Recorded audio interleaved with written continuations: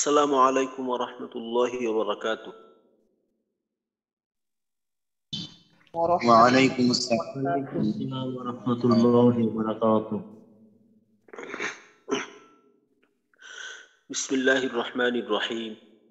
اللهم صل على محمد وعلى آل محمد كما صليت على إبراهيم وعلى آل إبراهيم إنك حميد مجيد. اللهم بارك على محمد وعلى آل محمد كما باركت على إبراهيم وعلى آل إبراهيم إنك حميد مجيد. ربي زدني علما ربي زدني علما ربي زدني علما. رب اشرح لي صدري ويسر لي أمري واحلل عقدة من لساني يفقه قولي وبك نستعين يا مستعان. ربي يسر ولا تعسر وتمم علينا بالخير. আলহামদুলিল্লাহ, গতকালকে আমরা সিফাতে লাজিমা মুতাদাদ্দার দ্বিতীয় ভাগের সিফাতগুলি সম্পর্কে জানলাম, অর্থাৎ শিদ্দা, তাওয়াসুত, রিখওয়া। তো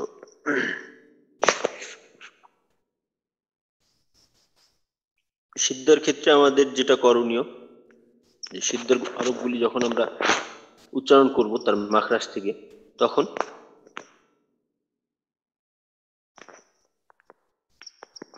সিদ্ধার হরফ উচ্চারণের সময় মাখরাজে জোরে ধাক্কা দিতে হবে, শক্ত ধাক্কা দিতে হবে। আর সিদ্ধার হরফের উচ্চারণ শক্ত হবে, এই সাথে যখন সিদ্ধার হরফ তাজদিদ বা জজম যুক্ত থাকবে তখন হরফের উচ্চারণটা বন্ধ থাকবে। আর রিখওয়া হলো সিদ্ধার বিপরীত, অর্থাৎ উচ্চারণের সময় মাখরাজে ধাক্কাটা নরম ভাবে হবে আর হরফের উচ্চারণগুলিও নরম হবে। আর এর সাথে যখন রিখওয়ার হরফে জজম বা তাজদিদ থাকবে তখন রিখওয়ার হরফগুলিকে আওয়াজ চালু রেখে উচ্চারণ করতে হবে। আর তাওয়াসুত হলো এর মাঝামাঝি, অর্থাৎ সিদ্ধা এবং রিখওয়া এর মাঝামাঝি কাজের ক্ষেত্রে। তবে যখন জজম বা তাজদিদ থাকবে তাওয়াসুতের হরফে, তখন আওয়াজ চালু থাকার ক্ষেত্রে এইটা রিখওয়ার মতো কাজ করবে, অর্থাৎ আওয়াজ চালু থাকবে। তো এই ছিল আমাদের গতকালকের আলোচনা, এবং তার আগে আমরা হামস এবং জাহার নিয়ে আলোচনা করছি। তো হামস জাহার ওই ক্ষেত্রে ছিল বাতাস চালু ও বন্ধ থাকার বিষয়। তো রিখওয়ার ক্ষেত্রে আমাদের বিশেষভাবে যেটা, সিদ্ধার ক্ষেত্রে তো সিদ্ধার প্রত্যেকটা হরফের উচ্চারণ আমাদের শক্ত করে করতে হবে। যেমন সিদ্ধার হরফের উচ্চারণগুলা যদি একটু করার চেষ্টা করি, যে প্রথমে আছে কফ,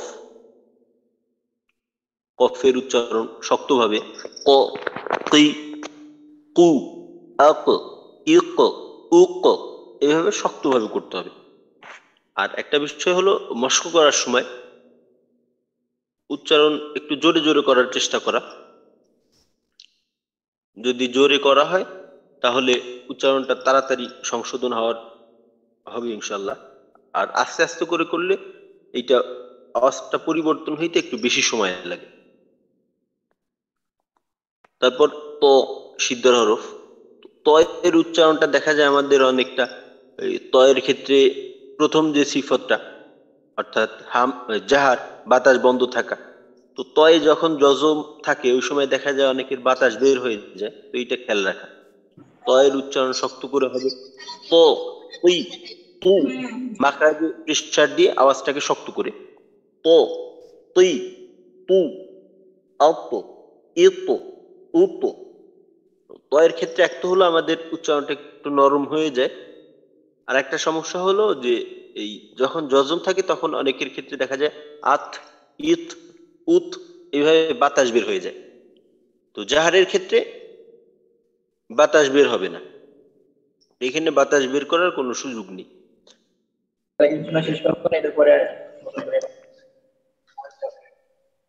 বায়ের উচ্চারণ বা, বি, বু, আবি, আমার কথা কে ভাবে?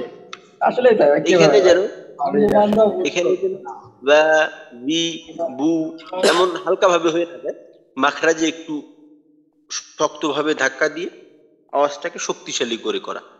তো এইভাবে বাকি সিদ্ধার হরফগুলিকে আমরা শক্ত করে উচ্চারণ করব। আর রেখওয়ার হরফের উচ্চারণের ক্ষেত্রে তো দেখা যায় বেশিরভাগ হরফের ক্ষেত্রে আমাদের রেখওয়ার যে সিফতগত সমস্যা এটা আমাদের হয় না। কিছু কিছু হরফ আছে যেখানে কিনা আমাদের সমস্যাগুলো হয়। যেমন গতকালকে দেখানো হয়েছিল বদ, গইন, এছাড়াও আরো কিছু উচ্চারণ আছে যে উচ্চারণগুলো কিনা আমাদের একটু নরম ভাবে হওয়া উচিত, তো এইখানে আমাদের উচ্চারণগুলো একটু শক্ত হয়ে যায়। তো এগুলো আমাদের খেয়াল করতে হবে।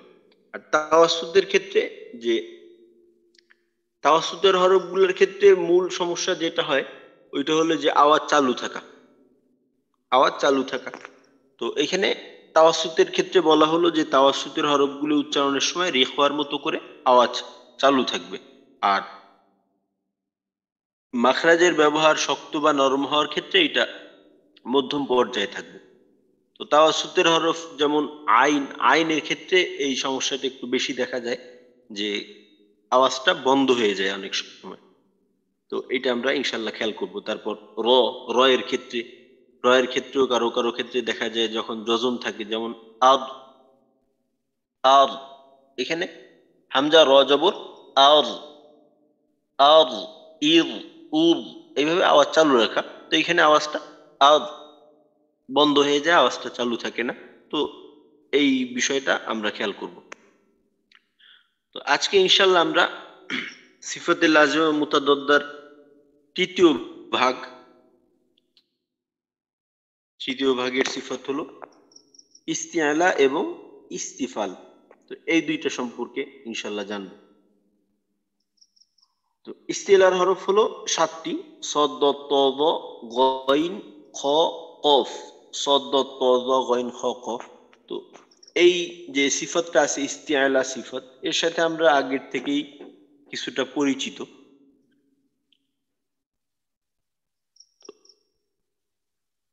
ইস্তিআলা এর শাব্দিক অর্থ হলো, আর এখানে যে তৃতীয় যে ভাগটা আছে, এই তৃতীয় ভাগের মূল বিষয়টা হলো যে উচ্চারণটা মোটা হবে না পাতলা হবে, এইটা হলো এই তৃতীয়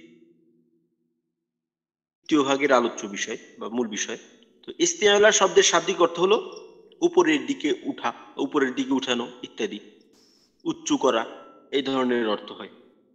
আর ইস্তিআলার কাজ কি বা পারিভাষিক অর্থ হলো ইস্তিআলা সিফাতের হরফগুলি আদায় করার সময় জিহ্বার গোড়া উপরের তালুর দিকে ওঠার কারণে হরফগুলো পুর বা মোটা হয়। তো এই গতকালকে বলা হয়েছিল যে আমাদের সিফাতের যে প্রথম দুইটা ভাগ, সিফাতুল লাজিমা মুতাদাদ্দার প্রথম দুইটা ভাগ, এই দুইটা ভাগের কাজের সম্পর্ক হলো মাখরাজের সাথে। মাখরাজের ব্যবহারের মাধ্যমে সিফাতের কাজটা হয়ে যাবে, সিফাতের কাজটা আদায় হবে। তো তৃতীয় যে ভাগটা সিফাত মুতাদাদ্দার, তো এইখানে কিন্তু মাখরাজের সাথে সরাসরি সম্পর্ক নেই। ইস্তিআলার হরফ হলো মোট 7টা: সদ, দ, ত, দ, গইন, খ, কফ, যেটাকে কিনা একসাথে বললে খুস, দ, তিন, কিজ এইভাবে বলা যায়। তো এইখানে দেখেন 7টা হরফ। তো এই 7টা হরফের মাঝে শুধুমাত্র কফ, কফ হরফটার মাখরাজ এবং সিফতের কাজ একই জায়গায়। আর বাকি যে হরফগুলি আছে, বাকি হরফের ক্ষেত্রে মাখরাজ এবং সিফতের কাজের জায়গাটা ভিন্ন। তো এই কারণে দেখা যায় যে ইস্তিআলা সিফতটা আদায় করাটা আমাদের জন্য একটু কষ্টকর হয়ে যায়। এটা আরো একটা কারণ হলো যে উচ্চারণ মোটা করে করার অভ্যাস আমাদের ওইভাবে নেই। যদিও দেখা যায় যে আমাদের বাংলার মাঝে মোটা বর্ণ আছে, যেমন ডয় বিন্দু র, ঢয় বিন্দু র যেটা আছে। তো এইটা আমরা পড়ানোর সময় আমাদের পড়ানো হয় ডয় বিন্দু র, ঢয় বিন্দু র, এইভাবে পড়ানো হয়। এর মূল উচ্চারণটা ওইভাবে আমরা করে অভ্যস্ত না, করি না আমরা, যে দুইটা র এর উচ্চারণের পার্থক্যটা কি, এই উচ্চারণটা আমরা বাস্তবিকভাবে করি না। তো তো যে কারণে দেখা যায় যে আমাদের বাংলাতে এটা থাকলেও আমরা এর সাথে ওইভাবে পরিচিত না। তো এইটা হলো একটা বিষয়, এই মোটা করার জায়গার সাথে বা মোটা করে আমরা অভ্যস্ত না।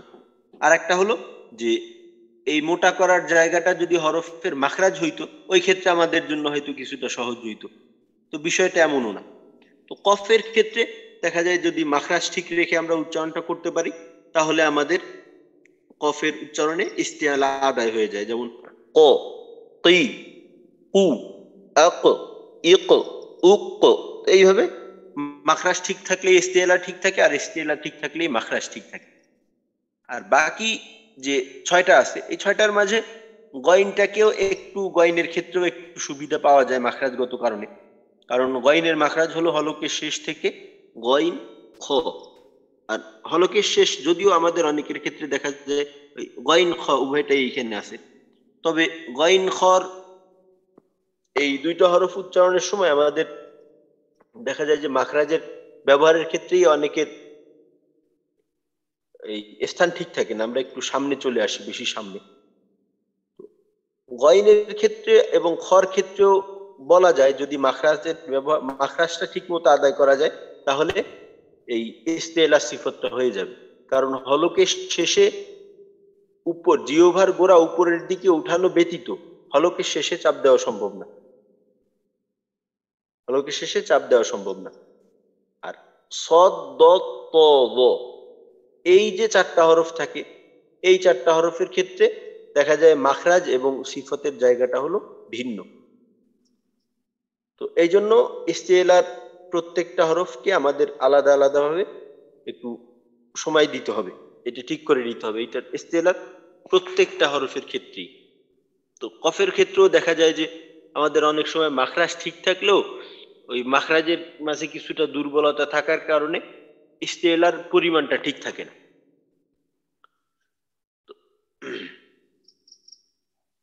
এই যে একটা বিষয়।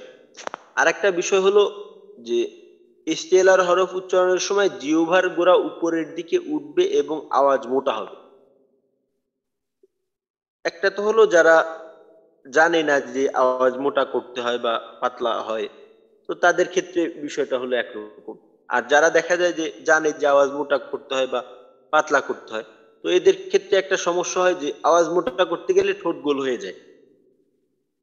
তো এই বিষয়টা আমরা জানি যে যখন হরফে পেশ থাকে, একটা হরফে যখন পেশ থাকে শুধুমাত্র তখনই ঠোঁট গোল করতে হয়। একটা হরফে যখন পেশ থাকে তখন ঠোঁট গোল করে উচ্চারণ করতে হয়। আর বাকি যে অবস্থাগুলো আছে, মনে করেন জের থাকলে বা জবর থাকলে বা যজম থাকলে, এই সমস্ত অবস্থাতে ঠোঁট খোলা রেখে উচ্চারণ করতে হয়। তো ইস্তেলার হরফগুলোর ক্ষেত্রে এই ঠোঁটের অবস্থাটা এইটাও আমাদের বিশেষভাবে লক্ষণীয়, এইটার দিকেও আমাদের খেয়াল করতে হবে। যেহেতু ইস্তেলার সিফতটা আমাদের জন্য আদায় করা কিছুটা কঠিন, তো ইস্তেলার 7টা হরফকেই আমরা ইনশাল্লাহ একটু মস্ক করে নেওয়ার চেষ্টা করি।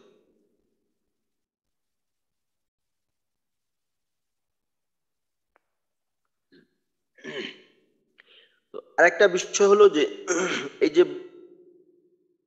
বলার ক্ষেত্রে সহজেই বলা গেল বা শুনলাম বুঝলাম যে জিহ্বার গোড়া উপরের দিকে উঠাইতে হবে।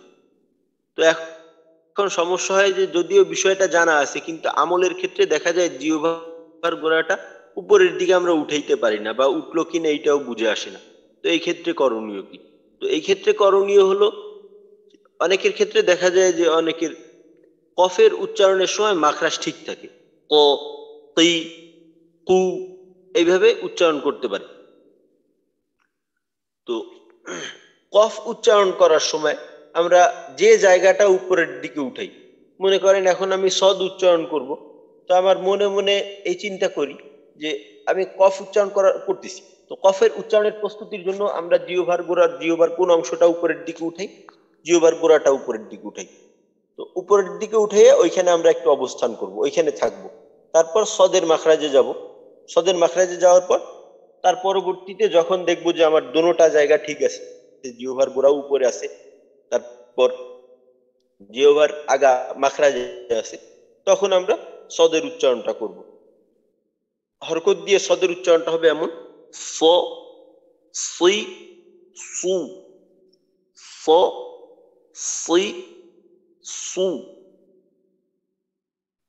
তো এই সদের ক্ষেত্রে বা ত এবং ল এই হরফগুলির ক্ষেত্রে ইস্তিলা সিফতটা খুবই গুরুত্বপূর্ণ, কারণ এখানে যদি ইস্তিলা সিফতের পরিমাণের ক্ষেত্রে একটু হেরফের হয়ে যায় তো তখন দেখা যাবে যে আমাদের উচ্চারণটা সিনের মতো হয়ে যাবে। তো এই জন্য বিশেষভাবে এইটা আমাদের খেয়াল রাখতে হবে। আচ্ছা, মিজানুর রহমান ভাই। জি আসসালামু আলাইকুম হুজুর। হুজুর ওয়ালাইকুম আসসালাম। কফের মাখরাজ এবং সদের মাখরাজ তো ডিফারেন্ট। সদ তো হচ্ছে জিহ্বার আগটা নিচের দুই দাঁতের সঙ্গে লাগাইয়া, যেহেতু আগাটা নিচের দুই দাঁতের সাথে লাগাবো তখন এক্ষেত্রে উঁচু করবো কিভাবে জিহ্বাটাকে? এইটাই বললাম যে ইস্তিআলা এই সিফতটা দেখা যায় যে মাখরাজের সাথে মিলে না অনেক হরফের, যেমন সদের ক্ষেত্রে। তো সদ উচ্চারণের জন্য আমরা জিহ্বার আগা সামনের নিচের দুই দাঁতের আগার সঙ্গে লাগাবো, এটা হলো সদের মাখরাজ। জি, সদের মাখরাজ, মাখরাজ অর্থাৎ সদ উচ্চারণের একেবারে মূল স্থান হলো জিহ্বার আগা সামনের উপরের দুই নিচের সামনের নিচের দুই দাঁতের আগার সঙ্গে লাগাই, এটা হলো সদের মাখরাজ। আর সদের মাঝে যে একটা অবস্থা আছে, একটা সিফত। সিফত কি? সিফত হলো একটা অবস্থা। সিফতের সংজ্ঞার মাঝে আমরা কি পড়ছি যে হরফের উচ্চারণের অবস্থাকে সিফত বলে। হরফ তার মাখরাজ থেকে উচ্চারণের সময় হরফ তার মাখরাজ থেকে যে অবস্থায় উচ্চারিত হয় তাকে সিফত বলে। তো এখন সদের মাখরাজ হলো ওই যে বললাম যে জিহ্বার আগা সামনের নিচের দুই দাঁতের আগা। সদের উচ্চারণের সময় একটা অবস্থা এই থাকে যে সদের উচ্চারণটা মোটা হয়। তো এখন মোটা করার জন্য শুধুমাত্র মাখরাজ ব্যবহার করাটা যথেষ্ট না, শুধুমাত্র মাখরাজ ব্যবহার করলে হরফের উচ্চারণটা মোটা হয় না। তো এইখানে মোটা করার জন্য জিহ্বার গোড়া উপরের দিকে উঠাইতে হবে আমাদের। তো এইটা হলো সিফতের কাজ। আর বাকি যেটা বলা হলো যে এই জিহ্বার গোড়া উপরের দিকে কিভাবে উঠাবো, তো এইটা ওই যেটা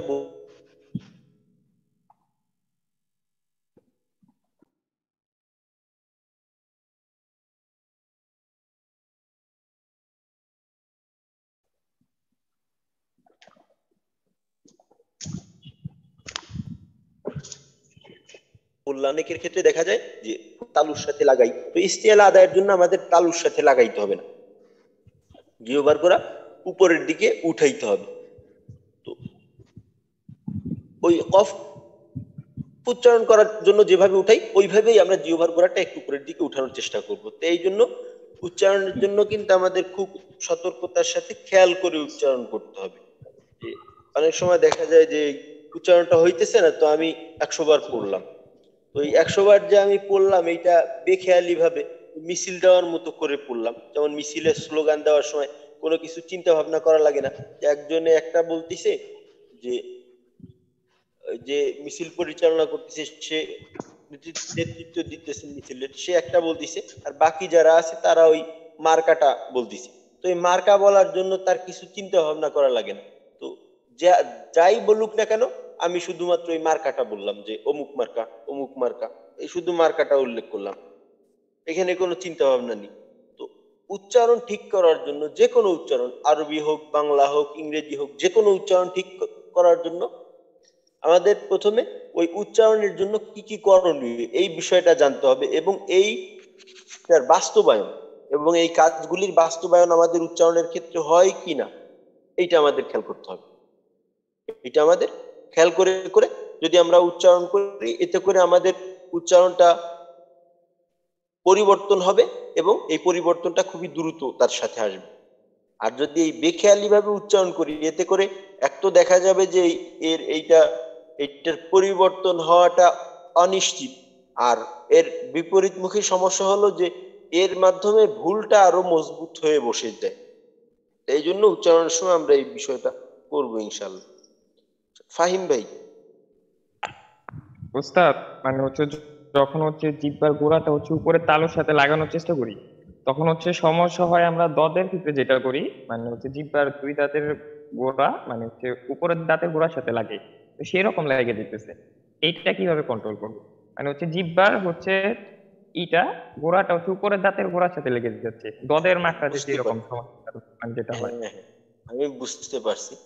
তো এইখানে একটা হরফ উচ্চারণের সময় দেখা যায় যে ওই হরফের মাখরাজ সিফত সহকারে যদি ওই হরফের উচ্চারণ হয়তো অনেক সময় অন্য একটা মাখরাজের সাথে লাগে, কিন্তু ওই মাখরাজের প্রভাব উচ্চারণের ভিতর থাকে না। ওই যেটা বললেন যে সদ উচ্চারণ করার সময় তো দেখা যায় যে জিহ্বার গোড়ার কিনারাটা উপরের দাঁতের সাথে লাগে, তো উপরের সাথে দাঁতের সাথে লাগে ঠিকই, তবে ওইটার যে একটা মনে করেন এই কাজের যে একটা ক্রিয়া, ওইটার বাস্তবায়ন কিন্তু উচ্চারণের ভিতর আসে না। যেমন মনে করেন আমি উচ্চারণটা শুনেই স, সই, সু, এইটা কিন্তু আমি স দিয়ে উচ্চারণ করলাম, এখানে কিন্তু দদের কোনো প্রভাব নেই বা দদের উচ্চারণটা হইতেছে না। তো এইভাবে লাগতে পারে, এতে করে কোনো সমস্যা নেই। যেমন এটার উদাহরণ আর একটা দিতে পারি। মনে করেন এর পরবর্তী ভাগের যে সিফত আছে, ওই পরবর্তী ভাগের সিফতের নাম হলো ইতবাক। এই চতুর্থ ভাগের সিফতে একটা সিফত হলো ইতবাক, আর একটা হলো ইনফিতা। তো ইতবাকের হরফ হলো 6টি, ওইটার আলোচনাও ইনশাল্লাহ আজকে আমরা জানবো, তো এখনই জেনে নেই। তো ইতবাক এর কাজ হলো জিহ্বার মধ্যখান উপরের তালুর সাথে লাগানো। ইতবাকের কাজ হলো জিহ্বার মধ্যখান উপরের তালুর সাথে লাগানো, অর্থাৎ সদ, দদ, প, জ, এই 4টা হরফ যখন উচ্চারিত হবে, তো এইখানে আমার এক তো হলো মাখরাজ ঠিক রাখতে হবে, দ্বিতীয়ত জিহ্বার গোড়া উপরের দিকে উঠাইতে হবে, আর একটা হলো জিহ্বার মধ্যখান উপরের তালুর সাথে লাগাইতে হবে। তো এখন কথা হলো যে জিহ্বার মধ্যখান উপরের তালুর সাথে লাগানো, এটা তো হলো জিম, শিন, ইয়া, এই 3টা হরফের মাখরাজ। তো ঠিক আছে, এই 3টা হরফের মাখরাজ, কিন্তু আমরা এই যে কাজটা করতেছি এটা সিফতগত কারণে করতেছি, এইটা মাখরাজের জন্য করতেছি না। এই কাজটা হলো আমাদের সিফত ঠিক করার জন্য, সদের সিফত ঠিক রাখার জন্য। সদের মূল আওয়াজের উৎপত্তি হলো জিহ্বার আগা, সামনের নিচের 2 দাঁতের আগা। তো এই জন্য দেখবেন যে প্রত্যেকটা এমন হরফ ইস্তিলা ইতবাকের প্রত্যেকটা হরফ, যেমন সদ, দদ, ত, জ, তো এই হরফগুলি উচ্চারণ করার সময় যদি আমি ইস্তিলা ইতবাক এই 2টা সিফত আদায় নাও করি, তারপরও কিন্তু ওই হরফের আংশিক উচ্চারণ বুঝে আসে। যেমন ত, আমি বললাম ত জবর ত, ত, এই ত বলার সময় কিন্তু আমি ইস্তিলা ইতবাক আদায় করিনি, তো এতে করে কিন্তু বুঝে আসে যে আমি কোন হরফটা উচ্চারণ করার চেষ্টা করতেছি, ওই উচ্চারণের আংশিক বুঝে আসে। কারণ কি? কারণ আমি ওই হরফের উচ্চারণের মাখরাজটাকে ঠিক রাখছি, উচ্চারণের স্থানটাকে ঠিক রাখছি। তবে আমার এই আওয়াজটা অপূর্ণাঙ্গ, এইটার পূর্ণতা দেওয়ার জন্য সিফতের কাজটা আমাকে করতে হবে, জিহ্বার গোড়া উপরে উঠাইতে হবে, জিহ্বার মধ্যখান আমাকে উপরের দিকে উঠাইতে হবে। তো এই কাজগুলোর মাধ্যমে উচ্চারণটা পূর্ণতা লাভ করবে, কিন্তু উচ্চারণের মূল উৎপত্তি স্থল হলো হরফের মাখরাজ। জি সব্যসাচী ভাই। জি, আসসালামু আলাইকুম উস্তাদ। এই ওয়ালাইকুম আসসালাম। তার মানে যেটি বোঝা গেল যে সদ ও ত জ এই 4টা হচ্ছে 4টা হরফ জিহ্বার মাঝখান থেকে শুরু করে একদম গোড়া পর্যন্ত পুরোটাকেই তালুর দিকে নিয়ে যেতে হবে জিহ্বার। বিষয়টা কি এটাই বোঝাচ্ছে হ্যাঁ, কিনা? আচ্ছা, আর আরেকটা বিষয় হচ্ছে জি ওস্তাদ, এই যে জি, এইটাই। এটা তো বলা আছে, জি, এটা তো বলা হচ্ছে যে তালুর দিকে উঠানোর জন্য, কিন্তু অনেক সময় দেখা যায় তালুর সাথে লেগে গেলেও কি সমস্যা আছে? মানে হ্যাঁ, নাকি? এইখানে বলি জি ইস্তেলার ইস্তেলার কাজ হলো উপরের তালুর দিকে উঠানো, আর জি, ইতবাকের কাজ হলো জিহ্বার মধ্যখান উপরের তালুর সাথে লাগানো। আচ্ছা ইস্তেলার আচ্ছা, ক্ষেত্রে জিহ্বার গোড়া উপরের তালুর সাথে লাগবে না, ইতবাকের ক্ষেত্রে জিহ্বার মধ্যখান উপরের তালুর সাথে লাগবে। এটা হলো একটা রাইট, বিষয়। আর যদি বলেন যে জিহ্বার গোড়া উপরের তালুর সাথে লাগবে, তো জিহ্বার গোড়া কিন্তু ওই সদ, দত এগুলো উচ্চারণ করার সময় জিহ্বার গোড়া উপরের তালুর সাথে লাগাই আপনি উচ্চারণ চেষ্টা করলেও করা অসম্ভবের মতো বিষয়টা। তবে জিহ্বার মধ্যখান লাগবে উপরের তালুর সাথে। আচ্ছা, এবার তারিক ভাই। জি ওস্তাদ, যেটা আমি বুঝতে পারছি যে মানে সদের ক্ষেত্রে যদি আমি উচ্চারণ করি সেক্ষেত্রে ইস্তেআলার ক্ষেত্রে আমাকে জিহ্বার গোড়া উপরের তালুর দিকে উঠাতে হবে, আর জি হচ্ছে আহ জিহ্বার মধ্যখান উপরের তালুর সাথে লাগাতে হবে। আবার এর জি মাখরাজ ঠিক রাখার জন্য জিহ্বার আগা নিচের দুই দাঁতের আগার সাথে লাগাতে হবে। সেক্ষেত্রে জি আমি চেষ্টা করছি যে তিনটাই একসাথে কখনোই সম্ভব হচ্ছে না। তো তিনটা একসাথে অসম্ভব না, সম্ভব। তো যেহেতু এই চেষ্টাটা এই মুহূর্তে হইতেছে, তো এই মুহূর্তের জন্য এইটা অসম্ভব। তো এইটা আস্তে আস্তে চেষ্টা করতে থাকলে আস্তে আস্তে এটা সম্ভব হয়ে যাবে ইনশাল্লাহ। মানে হুজুর বিষয়টা এরকম, জিহ্বার আগাটা নিচের দুই দাঁতের সাথে ফিক্সড থাকবে আগাটা, এন্ড পিছনের পুরো অংশটাকেই আপনি উপরে নিতে হবে, কারণ কারণ মাঝখানেরটা তালুর সঙ্গে এন্ড গোড়াটা উপরের দিকে তুলবো। দ্যাট মিনস পুরো জিহ্বাটার পিছনের অংশটা উপরের দিকে নামবে আর সামনের অংশটা নিচে দাঁতের সঙ্গে লেগে থাকতে হবে, এরকম একটা অবস্থা স্থলে। জি জি বিষয়টা বাস্তবিক উচ্চারণের জন্য খুব কঠিনই হচ্ছে। আচ্ছা, এইটা এই আরবি হরফের ক্ষেত্রে এমন, এই ধরেন সদ ব ত ব, এই চারটা হরফের উচ্চারণ হলো বলতে গেলে সবচেয়ে কঠিন। আরবি হরফের উচ্চারণের ক্ষেত্রে এই চারটা হরফের উচ্চারণ হলো সবচেয়ে কঠিন। তো এইটা যদি পরিপূর্ণভাবে কেউ চায় যে এই উচ্চারণটাকে সে পূর্ণাঙ্গভাবে করবে, তো একেবারে প্রথম থেকে যদি শুরু করা হয়, একেবারে প্রাথমিক অবস্থার থেকে যদি শুরু করা হয়, তো কম করে হলেও বছর খানেক সময় তার লাগার কথা। কম করে হলেও এই উচ্চারণগুলা ঠিক করার জন্য তার বছর খানেক সময় এখানে লাগার কথা। যেহেতু এইটা, এই যে হরফ, এই চারটা হরফ আছে, এই চারটা হরফের উচ্চারণের সাথে আমরা আমাদের মনে করেন যে উচ্চারণের যে অবস্থাটা থাকে বা উচ্চারণটা যেমন হয়, এর সাথে মনে করেন যে আমরা এর সাথে একটা হলো আমরা পরিচিত না, আর একটা হলো এর কাছাকাছি অবস্থার সাথেও আমরা এই ধরনের উচ্চারণের সাথে পরিচিত না। যেমন মনে করেন এই চারটা হরফের উচ্চারণ আমি শুনাই: ফ, সই, সু। সদের যে মাখরাজটা, সদের মাখরাজের ব্যবহার কিন্তু বাংলার কোনো হরফের ক্ষেত্রে এমন মাখরাজ ব্যবহার করা হয় না। আর দ্বিতীয় বিষয় হলো মাখরাজকে ঠিক রেখে বাকি আরো দুইটা কাজ করা, এইটা তো নাই। দদের ক্ষেত্র ব, দুই, দু, দদের যে মাখরাজটা, এই মাখরাজটার ব্যবহারটা আমাদের নাই। ত, ত এর মাখরাজের ব্যবহার থাকলেও বাকি যে দুইটা কাজ, ওই দুইটা কাজ নেই, অর্থাৎ জিহ্বার গোড়া এবং মধ্যখানের ব্যবহার। ত, তুই, তু, তারপর ল, ল, লুই, লু। ল এর মাখরাজের ব্যবহারও আমাদের বাংলায় নেই। তারপর জিহ্বার গোড়া এবং জিহ্বার মধ্যখান, এরকম ব্যবহার নেই। তবে ওই জিহ্বার গোড়ার ব্যবহারটা যেটা কিনা শুরুতে বললাম, যে জিহ্বার গোড়ার ব্যবহারটা আওয়াজ মোটা করার জন্য বাংলায় যে নেই, এটা বলাটা ভুল। এর ব্যবহারটা আছে, কিন্তু এই ব্যবহারটা আমরা করি না, এই ব্যবহারটা আমরা করি না। তো এই যে চারটা হরফের কথা বললাম, বা এমন আরো দুই একটা হরফ ব্যক্তি ভেদে কারো কাছে থাকতে পারে, তো এই উচ্চারণগুলোকে যদি পরিপূর্ণভাবে ঠিক করতে হয় তাহলে কিন্তু অনেকটা সময়ের দরকার। যদি পূর্ণাঙ্গভাবে আপনি ঠিক করতে চান তাহলে আপনার অনেকটা সময়ের প্রয়োজন। এই সময়টা এমন না যে আপনার সারাদিন খেলে এইটা জপতে হবে। তো নিয়মিত এইটা যদি আমরা চেষ্টা করতে থাকি, ইনশাল্লাহ এইটা একসময় পরিবর্তন হয়ে যাবে। কারণ এই যে বিষয়গুলি আছে, এই বিষয়গুলো শুধুমাত্র কিন্তু আমাদের 2 দিনের জন্য না, এই বিষয়গুলো আমাদের মৃত্যুর আগ পর্যন্ত সময়ের জন্য।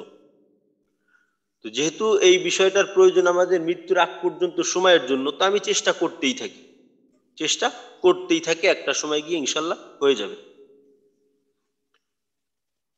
আচ্ছা, ওয়াহিদুল ইসলাম ভাই। আসসালামু আলাইকুম। ওয়ালাইকুম আসসালাম ওয়া রাহমাতুল্লাহ। হুজুর, এই যে ইস্তেলার যে হরফ রয়েছে, যেমন সাদ, দাদ, তা, দা, আবার এই একই হরফ ইতবাকেও রয়েছে সদ্দা। তো প্রথমে জিহ্বা উপরের দিকে উঠানো আর ইতবাকে হচ্ছে জিহ্বা লাগানো।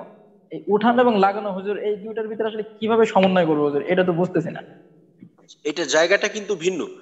জিহ্বার ইস্তিআলার ক্ষেত্রে হলো জিহ্বার গোড়া উপরে উঠানো, আর ইতবাকের ক্ষেত্রে জিহ্বার মধ্যখান উপরে তালুর সাথে লাগানো। ইতবাকে জিহ্বার মধ্যখান উপরের তালুর সাথে লাগে, আর ইস্তিআলায় জিহ্বার গোড়াটা উপরের দিকে ওঠে। মানে একই হরফ আশা করি হুজুর এক জায়গায় উঠছে আর এক জায়গায় লাগতেছে হুজুর, এটা একই হরফের দুই রকম হয়ে যাচ্ছে হুজুর, এটা আসলে হচ্ছে না হুজুর এটা। এটাই বললাম, এইটা আপাতত আমাদের মনে রাখতে হবে এবং এই অনুযায়ী চেষ্টা করতে হবে। সময়ের সাথে সাথে ইনশাল্লাহ এটা পরিবর্তন আমাদের হয়ে যাবে। এটা এই অনেক সময় নিজের দুর্বলতার কথা অন্যকে উৎসাহিত করার জন্য বলতে হয়। তো মনে করেন আমরা যারা মাদ্রাসায় পড়ছি, তো মাদ্রাসায় তো একেবারে ছোট থেকেই বলতে গেলে মনে করেন যখন 12-13 বছর বয়স, ওই সময় থেকে পড়া শুরু করছি। তো এরপর এই দদের উচ্চারণটার কথাই বলি। এই দদের উচ্চারণটা আমার বর্তমানে উচ্চারণের যে অবস্থাটা, দ, দুই, দু, নিজের কাছে কিছুটা মনে হয় যে কিছুটা আশ্বস্ত। তো এই আশ্বস্তিটা আসছে মনে করেন আমার পড়ালেখা শেষ করার পরে। আশা করি বিষয়টা বুঝতে পারছেন। জি হুজুর। সদ, দ, ত, দ, এই যে হরফগুলির উচ্চারণের নিজের উপর নিজে কিছুটা সন্তুষ্ট, এই সন্তুষ্টটা আসছে পড়ালেখা সম্পূর্ণভাবে শেষ করার পর। ততদিনে আমার 12 বছর শেষ হয়ে গেছে। এই জন্য হুজুর আমি বলেছিলাম প্রথম দিন যে সেটা হলো যে আপনার তো জানা আছে আরবি বর্ণগুলোর মধ্যে কোনগুলো একটু ডিফিকাল্টি। সো আমরা যদি এই যে আপনার ইস্তিয়ালা, এই জাহারের হরফ এইভাবে একটা অ্যালফাবেটের সাথে 5টা 6টা করে যে আপনার সিফাত, এটা আসলে মনে রেখে আবার ওদিক দিয়ে আপনার মাখরাজকে ঠিক রাখা, আপনার সাথে আমাদের এই 40 দিনের ক্লাসের পর আমরা ভুলে যাব।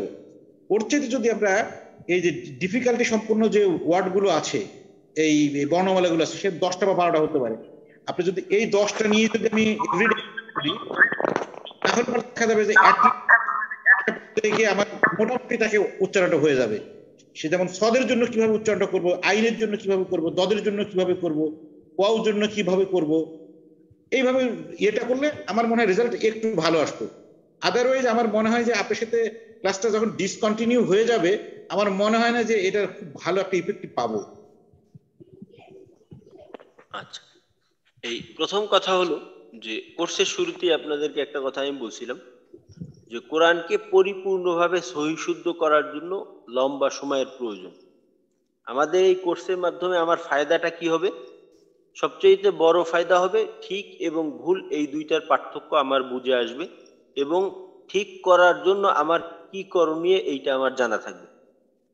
আর আমার অবস্থার মাঝে ইনশাল্লাহ কিছুটা হলেও পরিবর্তন আসবে।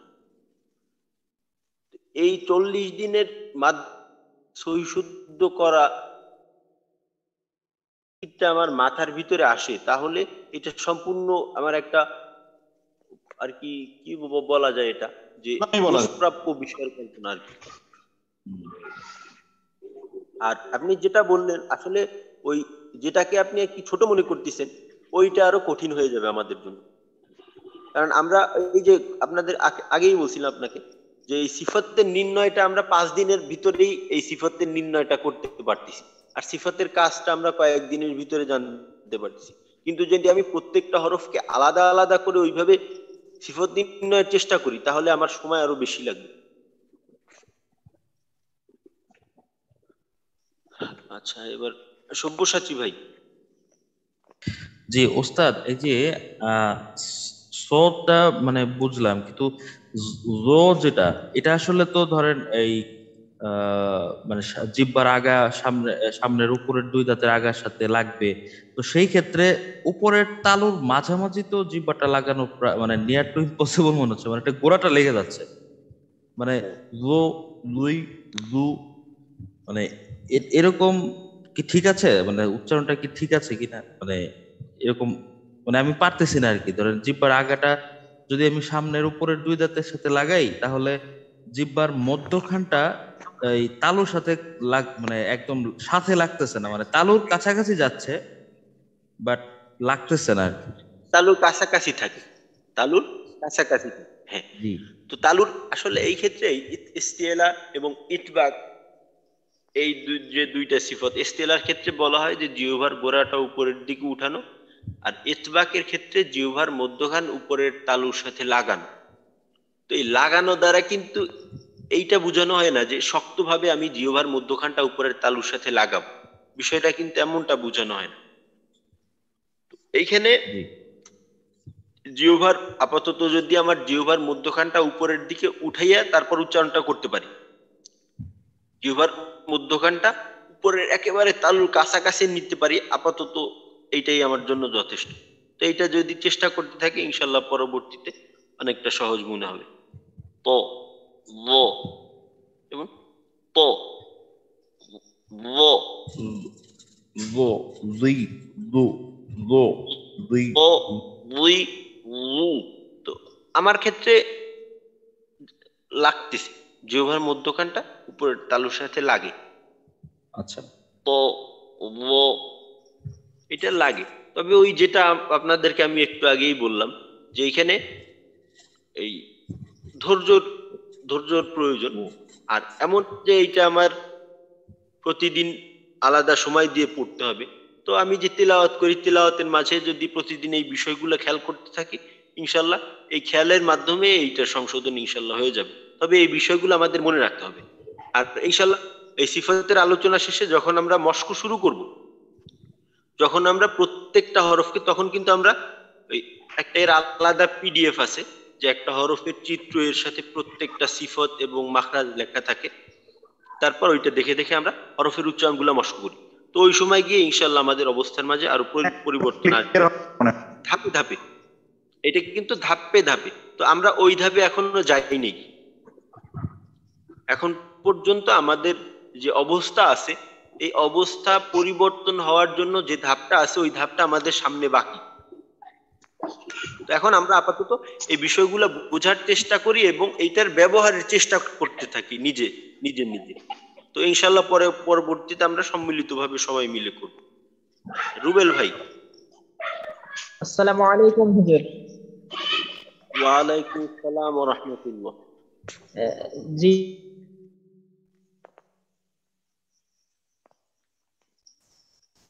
হ্যাঁ রুবেল ভাই, অডিওটা বন্ধ হয়ে গেছে বোধহয়।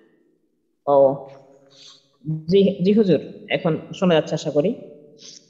জি সদের ক্ষেত্রে বলছিলাম যে মূলত এখানে আমরা দেখলাম তিনটা কাজ করতে হচ্ছে। প্রথমত যে মাখরাজটা আছে, অর্থাৎ জিহ্বার আগাটা সামনের নিচের দুই দাঁতের আগার সাথে স্পর্শ করবে। তারপরে রয়েছে যে ইস্তিলার যেই সিফাতটা, অর্থাৎ জিহ্বার গোড়া উপরের দিকে উঠবে। আর তৃতীয়ত হলো ইতবাকের, যে জিহ্বার মধ্যখান উপরের তালুর সাথে লাগবে। তো এইখানে হুজুর এই তিনটার যদি আমি ক্রম করতে বলি, ক্রমিক, এই ক্রমিক অনুযায়ী কোনটা আগে এবং কোনটা পরে যদি একটু বলতেন। যেহেতু আগে আমি হয়তো মাখরাজে জিহ্বা নিয়ে যাব, তারপরে ইস্তিলা করবো নাকি ইতবাক করবো। জি আচ্ছা, হুজুর। এইটা হলো আপনার জন্য কোনটা সহজ মনে হয়? আমার জন্য সহজ মনে হয় জিহ্বার গোড়া আগে উপরে উঠানো, জিহ্বার মধ্যখান সেট করা, তারপর জিহ্বার আগা ফ ফ সই সু, এটা যদি একটা ধারাবাহিকতা বলি, তো এইটা কিছুদিন যদি আপনি চেষ্টা করেন এইভাবে, তো তার জি পরবর্তীতে আপনার এই ধারাবাহিকতাটা আর থাকবে না। তো উচ্চারণ করার সময় ওই যে যে নিজের পজিশনেই চলে যাবে, বুঝে আসছে? এটা একসাথেই করা সম্ভব, একই সময় তিনটা জায়গায় তিন জায়গায় চলে যাবে। ফ আচ্ছা আচ্ছা। সি সু। আর এখন যেহেতু আমাদের তিনটা জায়গা একসাথে আমরা নতুন, তো আমাদের জন্য আগে জিহ্বার গোড়া উপরের দিকে উঠাই, তারপর জিহ্বার মধ্যখান, তারপর জিহ্বার আগা। এর কারণ এইটা এইভাবে বললাম, এর কারণ হলো মাখরাজের ব্যবহারের সাথে আমরা মোটামুটি পরিচিত। তো যেহেতু জি মাখরাজটাকে ঠিক রাখা আমাদের জন্য মোটামুটি ভাবে সহজ, তো এইটা পরবর্তীতে করি। আর বাকি যেটা বেশি কঠিন, জিহ্বার গোড়া মধ্যখান উপরের দিকে উঠানোর কাজটা আমাদের জন্য আপাতত বেশি কঠিন। তো এই দুইটা আগে ঠিক করে প্রথমে হলো আমার উচ্চারণের যে পজিশন, এই পজিশন গ্রহণ করতে হবে। ওই যেমন মনে করেন যে দৌড় প্রতিযোগিতার জন্য প্রথমে 1 2 3 পর ওই পজিশন নিতে বলে, তো এই উচ্চারণের জন্য আমাদের ওই পজিশন নিতে হবে। 1 জিহ্বার মধ্যখানে উপরে জিহ্বার গোড়া, 2 জিহ্বার মধ্যখানে উপরে তালুর দিকে লাগাইলাম, তারপর 3 তে মাখরাজ ঠিক করলাম, তারপর গিয়ে একেবারে জি। স্টার্ট। আরেকটি জানার ছিল হুজুর যে আপনি বলছিলেন, জি জি হুজুর, জি বলে রদের ক্ষেত্রে রদের ক্ষেত্রে আপনি বললেন যে আপনার তালুতে ভালো মতো স্পর্শ করতেছে, কিন্তু আমাদের দেখা যায় কাছাকাছি যাচ্ছে। তো এক্ষেত্রে হুজুর আমরা অনেক সময় দেখা যায় রদটাকে আমরা হয়তো ডান দিক থেকে বা বাম পাশ থেকে উচ্চারণ করি। তো এই ক্ষেত্রে আপনি মূলত কোন মানে কোন দিকটা ব্যবহার করেন হুজুর, নাকি আপনি দুই দিকটাই ব্যবহার করেন? আমি উভয়টা ব্যবহার করি। হয়তো বা ওই ক্ষেত্রে মনে হয় একটু সহজতর হইতে পারে প্রক্রিয়াটা, হ্যাঁ, মানে জিহ্বার মধ্যখানটা তালুর সাথে লাগানোটা। দদের উচ্চারণের সময় উভয় পাশটা যদি ব্যবহার করা হয়, ওই ক্ষেত্রে ইস্তিআলা ইতবাক এই দুইটা সিফত অনায়াসে আদায় হয়ে যায়। তো এই দুইটা জি, সিফত আদায়ের জন্য আলাদা আর কিছু করতে হয় না। লাগে না। আমি ওইটা লক্ষ্য করলাম যে যদি আমি বাম বা ডান পাশ নেই, তাহলে কিন্তু ইস্তিআলা বা ইতবাকের সিফাতটা আদায় করা অনেক কঠিন হয়ে পড়তেছে। হ্যাঁ, একটু কঠিন হয়ে যায়। জি জি ওস্তাদ, আমার প্রশ্ন হয়েছে শেষ। জি ঠিক আছে। তো আমি এই উচ্চারণগুলো একটু করে শুনাই, আপনারাও প্রত্যেকেই একটু করার চেষ্টা করেন, দেখেন হয় কিনা। প্রথমে সদের উচ্চারণটা শুনাই। ফ, ফই, ফু।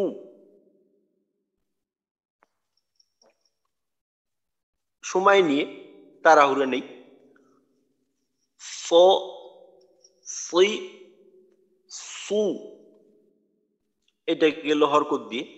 যখন জজম দিয়ে আসবে তখন হবে আস, ইস, উস।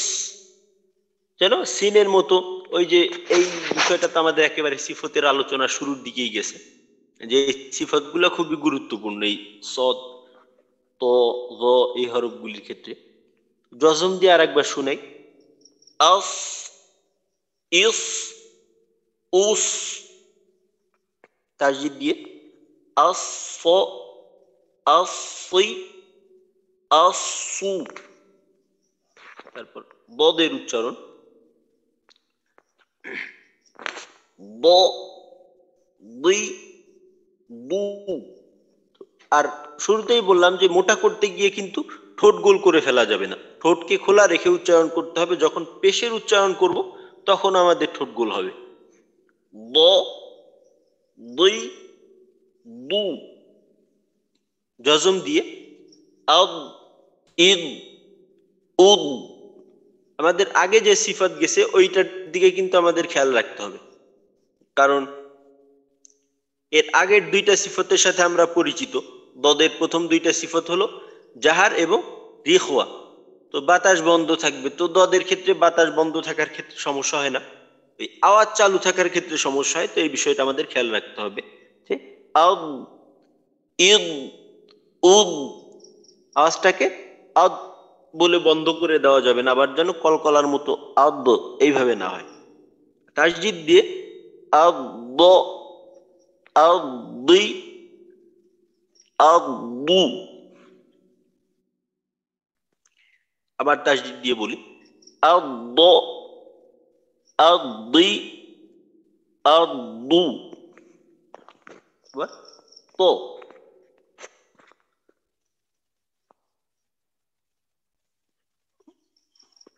তো এই হরকত দিয়ে প, তুই, তু। তো, তুই, তু। প উচ্চারণ করার সময় একেবারে পুরো জিহ্বাটাই উপরে, জিহ্বার আগা সামনের উপরের দুই দাঁতের আগার সঙ্গে লাগবে, তার মানে জিহ্বার আগা উপরে, জিহ্বার মধ্যখান উপরে, জিহ্বার গোড়াও উপরে। তো জিহ্বার কোনো অংশ নিচু থাকবে না, সবই উপরের দিকে থাকবে। প, তুই, তু। জজম দিয়ে আত, ইত, উত। তো ত এর প্রথম সিফত কিন্তু জাহার, বাতাস বন্ধ। তো তার জজম দিয়ে উচ্চারণ করার সময় দেখা যায় আমাদের অনেক সময় আত, ইত, উত এভাবে বাতাস বের করে ফেলি। তো এই বিষয়টা এখানে খেয়াল রাখতে হবে। তাসজিদ দিয়ে আত, আতি, আতু। এবার ও এর উচ্চারণ। তো ও এর ক্ষেত্রেও জিহ্বাটা উপরের দিকে থাকবে, তবে জিহ্বার আগাটা একটু, যেহেতু সামনের উপরের দুই দাঁতের আগার সঙ্গে লাগাইতে হয়, জিহ্বার আগাটা তয়ের তুলনায় তুলনামূলক একটু নিচু। তয়ের উচ্চারণটা হলো ও, ওই, উ, ও, ওই, উ। জজম দিয়ে আল, ইল, উল, যেন আল এইভাবে আওয়াজটা মাখরাজে যাওয়ার সাথে সাথে বন্ধ হয়ে না যায়, চালু রাখতে হবে, যেহেতু রিখওয়া সিফত। আল, ইল, উল। তাসজিদ দিয়ে আল্লাহ, আল্লি, আল্লু। এবার গইন।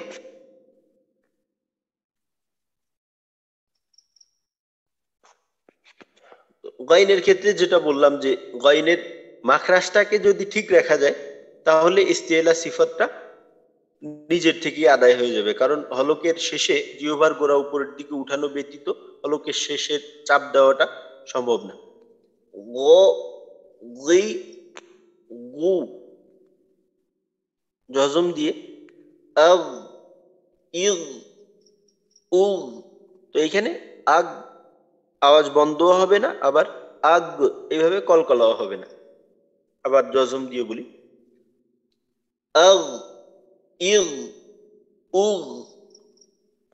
তাসজিদ দিয়ে আগ, আগি, আগু। এবার খয়ের উচ্চারণ। তো গইন খ একই মাখরাজ, একই বিষয়টা একই রকম, যে মাখরাজটাকে ঠিক রাখলে ইস্তিলাটা আদায় হয়ে যাবে। খ, খি, খু। জজম দিয়ে আখ, ইখ, উখ। তাসজিদ দিয়ে আখ, আখি, আখু। তারপর কফ।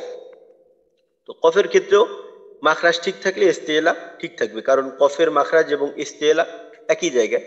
তো এইখানে একটু ভিন্নতা, কারণ কফের উচ্চারণের সময় যেহেতু জিহ্বার গোড়াটা উপরের তালুর সাথেই লাগাইতে হয়, তো এইখানে ইস্তিলার চিত্রটা একটু ভিন্ন থাকবে। অন্য হরফের ক্ষেত্রে বলা হয়েছিল জিহ্বার গোড়াটা উপরের তালুর দিকে উঠবে, লাগানোর শর্ত ছিল না। তো কফের ক্ষেত্রে উপরের তালুর সাথে লেগে যাবে, কারণ এইটাই তার মাখরাজ। কফের উচ্চারণটা হবে ত, তি, উ। জজম দিয়ে আক, ইক, উক। তাসজিদ দিয়ে আক, আকি, আকু। এটা গেল ইস্তিলার সবগুলি হরফ। এখন আরেকটা বিষয় বাকি থাকলো, ওই বিষয়টা হলো যে ইস্তিলার হরফ উচ্চারণের সময় আওয়াজটা মোটা হবে। তো এই আওয়াজটা মোটা হওয়ার 5টা অবস্থা আছে, অর্থাৎ আওয়াজটা সব সময় একরকম মোটা হবে না। তো দেখা যাবে কিছু কিছু সময় আওয়াজটা একটু বেশি মোটা, কোনো কোনো সময় আওয়াজটা একটু কম মোটা। তো কম বেশির ভিত্তিতে 5টা ভাগ। তো ভাগ 5টা হলো যে ইস্তিলার হরফে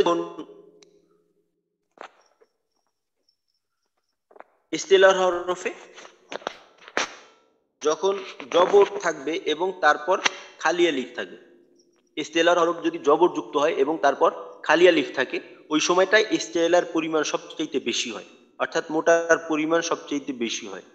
যেমন ধরেন ত আলিফ জবর ত, এই যে অবস্থাটা, এই অবস্থায় ইস্তিলার পরিমাণ সবচেয়ে বেশি হবে, সবচেয়ে বেশি মোটা। দ্বিতীয় অবস্থায় আছে ইস্তেলার হরফে যদি জবর হয়, এখানে আপনার কোনো আলিফ টালিফের দরকার নেই। ইস্তেলার হরফে যদি জবর থাকে তাহলে মোটার পরিমাণ হবে আরেকটু কম, দ্বিতীয় অবস্থানে মোটার দিক থেকে। তারপর হলো ইস্তেলার হরফে যদি পেশ হয় তখন হলো তৃতীয় অবস্থানে। ইস্তেলার হরফে যদি পেশ হয় তখন মোটার পরিমাণ আরেকটু কম।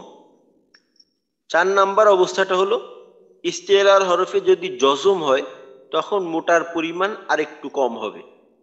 ইস্তেলার হরফে যদি জজম থাকে তখন মোটার পরিমাণ আরেকটু কম। আর সর্বশেষ ইস্তেলার হরফে যদি জের থাকে তখন মোটার পরিমাণ সবচেয়ে কম। এই যে 5টা অবস্থা, এই 5টা অবস্থা আমাদের মনে রাখতে হবে।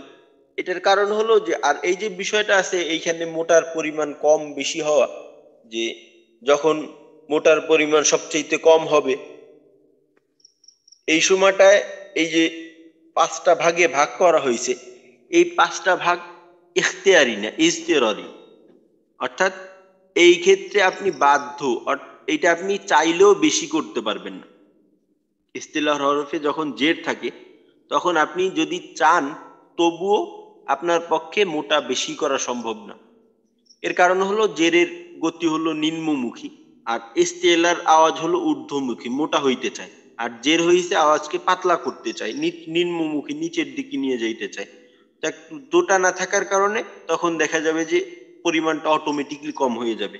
তো এই যে 5টা ভাগ আছে, তো এই 5টা ভাগের ক্ষেত্রে আপনার মোটার পরিমাণটা অটোমেটিকলি যার যার জায়গায় চলে যাবে। তো এই ক্ষেত্রে আমাদের করণীয় হলো প্রত্যেকটা অবস্থাতেই আমরা আমাদের সর্বোচ্চটা দেওয়ার চেষ্টা করব। প্রত্যেকটা অবস্থাতেই আমরা আমাদের সর্বোচ্চটা দেওয়ার চেষ্টা করব। তো 5টা ভাগ আর একবার দেখি, মনে রাখাটা আমাদের জন্য কঠিন হবে না। যদি ইস্তেলার হরফ জবর যুক্ত হয় এবং তারপর খালি আলিফ থাকে, যেমন ত, ওটা সবচেয়ে বেশি। তারপর ইস্তেলার হরফে জবর থাকলে শুধু জবর, তখন মোটার পরিমাণ আর একটু কম, প। ইস্তেলার হরফে যদি পেশ থাকে তখন মোটার পরিমাণ আর একটু কম, তু। তারপর ইস্তেলার হরফে যখন জজম থাকবে তখন মোটার পরিমাণ আর একটু কম, আত। তারপর ইস্তেলার হরফে জের থাকলে মোটার পরিমাণ একেবারেই কম, যেমন তুই। তো এখানে একেবারেই কম দ্বারা উদ্দেশ্য এই না যে মোটা হবে না, এইখানেও মোটা হবে। কারণ এইখানে মোটা না করলে কিন্তু আপনি তায়ের থেকে তয়ের উচ্চারণকে পার্থক্যই করতে পারবেন না। তো এইটাই বললাম যে আমরা এই আমলের ক্ষেত্রে আমাদের ইচ্ছাকৃতভাবে কমানো বাড়ানোর দরকার নেই। যেহেতু এইখানে বেশি তো আমি একটু বাড়াই দিই, এইখানে কম তো আমি ইচ্ছা করি একটু কমাই দিই। তো আমার এইটা ইচ্ছাকৃতভাবে করা লাগবে না, আমি আমার সর্বোচ্চটা দেওয়ার চেষ্টা করব। তো পরিমাণটা অটোমেটিকলি যার যার জায়গায় চলে যাবে। তো 5টাকে আরেকবার আমি একটু উচ্চারণ করে শুনাই। ত, ত, তু, আত, তুই। তো 5টা ভাগ কি? ইস্তেলার হরফ জবরের সাথে হলে, ইস্তেলার হরফ জবরযুক্ত বামে খালি আলিফ সবচেয়ে বেশি, জবরযুক্ত দ্বিতীয়, পেশযুক্ত তৃতীয়, জজমযুক্ত চতুর্থ, আর জের যুক্ত পঞ্চম। এইটা হলো ইস্তেলার 5টা অবস্থা। ইস্তেলার সাথে যে সিফতটা আছে, তো এইটার কাজের বিষয়টা আমরা অনুমান করতে পারি। তো এইখানে যে ইস্তেলার বিপরীত যে অবস্থাটা আছে এইটাই হলো ইস্তেফাল। ইস্তেলার ক্ষেত্রে বলা হয়েছিল যে জিহ্বার গোড়া উপরের দিকে উঠানোর মাধ্যমে আওয়াজকে মোটা করতে হবে। আর ইস্তেফালের ক্ষেত্রে কি? ইস্তেফালের ক্ষেত্রে জিহ্বার গোড়া নিচু থাকবে, জিহ্বার গোড়া উপরের তালুর দিকে উঠবে না। তো আমাদের হরফ উচ্চারণের সময় জিহ্বার গোড়াটা এমনিতেই নিচের দিকে থাকে, তো এইটা আমাদের ইচ্ছাকৃতভাবে করার দরকার নেই। সিফাতের প্রথম যে 2টা ভাগ ছিল, সিফাতে লাজিমা মুতাদাদ্দার, তো প্রথম 2 ভাগের ভিতর হামস এবং প্রথম ভাগে হামস জাহার, হামসের নিজস্ব একটা কাজ আছে যেটা কিনা আমাদের কিছু কিছু ক্ষেত্রে দেখা যায় অনায়াসে আদায় হয়, কিছু কিছু ক্ষেত্রে আমাদের ইচ্ছাকৃতই করতে হবে, আমাদের খেয়াল করে করতে হবে, অন্যথায় ভুল হওয়ার সম্ভাবনা আছে। জাহারের ক্ষেত্রেও যে কাজটা আছে এইটাও আমাদের খেয়াল করে করতে হবে, অন্যথায় ভুল হওয়ার সম্ভাবনা আছে। তার পরবর্তীতে দ্বিতীয় ভাগের সিদ্ধা তাওয়াসসুত রিখওয়া, প্রত্যেকটা সিফতে আমাদের সচেতন থাকতে হবে, অন্যথায় ভুল হওয়ার সম্ভাবনা আছে। তৃতীয় ভাগের ক্ষেত্রে ভিন্ন। তৃতীয় ভাগের ক্ষেত্রে ইস্তেআলা সিফতটা আদায়ের সময় আমাদের সচেতন থাকতে হবে, খেয়াল রাখতে হবে, অন্যথায় ভুল হয়ে যাবে। আর বাকি যে ইস্তেফাল সিফতটা, তো এইখানে আমরা বেখেয়ালি ভাবে করলেও আমাদের ঠিক হয়ে যাবে, কারণ এইখানে যে কাজটা এইটা আমাদের তবিয়তগত ভাবে, স্বভাবগত ভাবেই এই কাজটা আমাদের ঠিক হয়ে যায়, অর্থাৎ উচ্চারণের সময় জিহ্বার গোড়া নিচু থাকে। তো এইটার জন্য আমাদের আর কোনো ফিকির করতে হবে না। তো এই আমাদের গেল সিফাতে লাজিমা মুতাদাদ্দার তৃতীয় ভাগ। আর আমাদের সামনে দুইটা ভাগ বাকি থাকলো। তো ইনশাল্লাহ ওই যে দুই ভাগ আছে, ওই দুই ভাগের আলোচনা সংক্ষিপ্ত, আর ওইখানে আমাদের সমস্যাটাও তেমন কম, সমস্যাটা বেশি না। আর ইতবাকের ক্ষেত্রে একটু সমস্যা আছে, তবে ইতবাকের হরফটা যেহেতু কম, তো ইনশাল্লাহ আমরা আগামীকালকে সিফাতে লাজিমা মুতাদাদ্দার আলোচনা পরিপূর্ণভাবে শেষ করব।